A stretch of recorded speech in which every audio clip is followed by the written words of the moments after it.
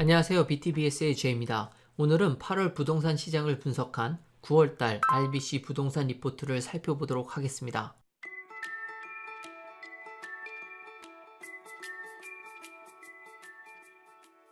이번 달에서 가장 눈에 띄는 데이터는 바로 6개월 연속 상승한 홈 리세일스 데이터입니다. 지난 2월 달부터 지금까지 약 16.6%가 증가하였고 8월 달에는 1.36%가 증가하였습니다.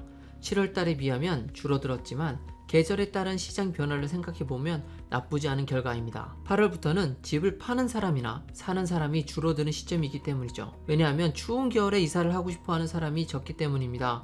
특히 동부는 그게 더 심하죠. 그리고 참고로 말씀드리자면 이 지표에서 말하는 리세일즈란 바로 새 집이 아닌, 그러니까 그 전에 누군가가 소유를 했었던 집을 판매 또는 구입하는 것을 의미합니다. 다음은 국가 기준 집 가격입니다. 7월은 작년에 비해 약 0.2% 상승하였지만 8월은 0.9%가 상승하며 그 증가폭을 늘렸습니다. 그리고 지난 3개월 동안 통계를 내보면 연 7.5%의 상승률을 기록하였습니다.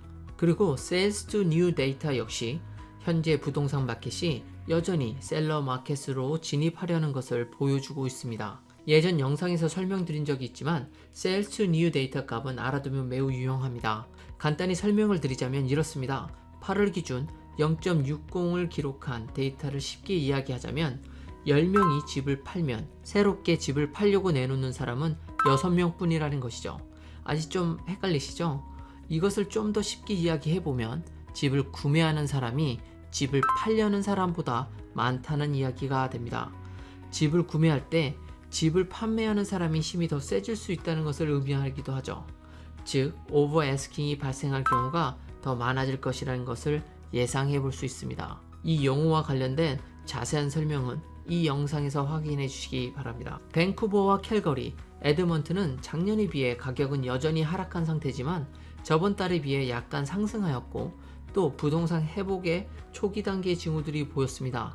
밴쿠버는 2019년 2월 이후 50% 가까이 상승하며 상승세를 이끌고는 있지만 전 월세 매물은 10년 평균보다 14%나 낮았고 MLS 주택 가격 지수 즉 HPI는 1년 전보다 8.3%가 하락하였습니다. 토론토는 6개월 전 가장 낮았던 저 지점에 비해서 28%의 강세로 반등하였지만 이는 10년 만에 평균치로 회복한 것과 동일합니다. 그러나 토론토의 MLS HPI는 약간의 강세를 보이고 있습니다. 2월에는 작년에 비해 2.4%가 상승했고 8월에는 작년에 비해 4.9%가 상승하였습니다. 오타와와 몬트리올은 다시 한번 사상 월 최고 기록을 세웠습니다. 굉장히 빠르게 부동산 값이 치솟고 있는 중입니다. 그래서 오늘은 흥미로운 데이터로 오타와와 몬트리올 부동산 이야기를 해보려고 합니다. 저번 달 보고서에서 이 부분에 대해서 잠깐 이야기했었는데요. 이 두 지역에서 8월 달에는 7월 달에 이어 상승률이 더 증가하였습니다. 몬트리올은 7.5%, 오타와는 거진 두 자리 숫자에 육박하는 9.4%를 기록하였습니다. 그래서 몬트리올의 Sales to New 데이터는 다른 지역에 비해 월등히 높은 것을 알 수 있습니다. 즉 완벽한 셀러 마켓이라는 것이죠. 마치 한때 밴쿠버와 토론토에서 그러했듯이 집을 살 때 멀티오퍼가 들어오고 집 구매자들끼리 오버애스킹을 하며 집값을 올렸던 모습을 이곳에서는 아직 볼 수 있을 것 같습니다. 팔려는 사람보다 사려는 사람이 많기 때문에 집값은 더 상승하리라 봅니다. 9.4%라는 집값 상승은 사실 엄청난 겁니다.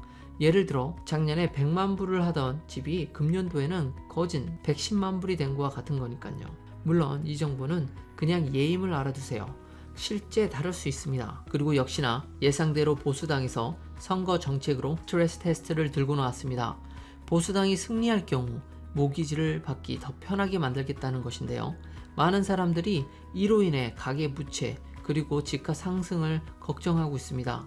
이 문제는 누구에게는 좋을 수 있으나 누구에게는 나쁠 수 있는 정책이고 전반적인 집 가격에 있어서는 분명히 상승을 조정할 수 있기 때문에 굉장히 조심해야 되는 부분이죠. 하지만 이것은 보수당이 승리해야만 일어날 수 있는 일이기 때문에 일단 두고 보셔야 할 것 같습니다. 자, 그럼 RBC에서 예상하는 부동산 예측에 대해서 이야기해 보도록 하겠습니다. 미국 연방준비제도는 9월 20일 기준금리를 0.25% 인하하였습니다.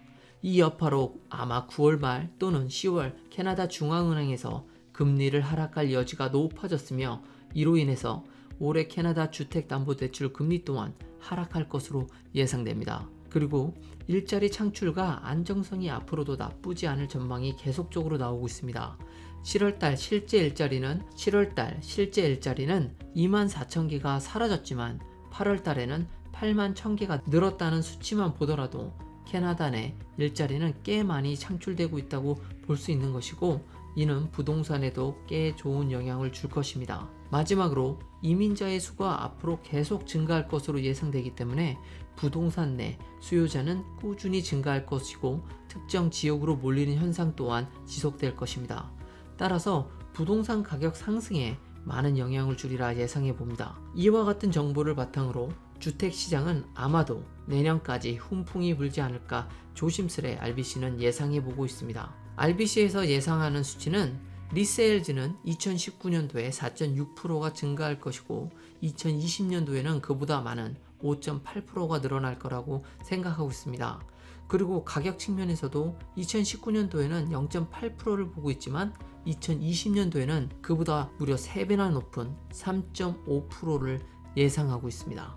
물론 10월달 선거 결과를 봐야 되겠지만 아마도 선거와 상관없이 집값은 꾸준히 올라갈 것으로 예상하고 있는 것 같습니다. 오늘은 8월달 RBC 부동산 보고서를 분석해 보았습니다.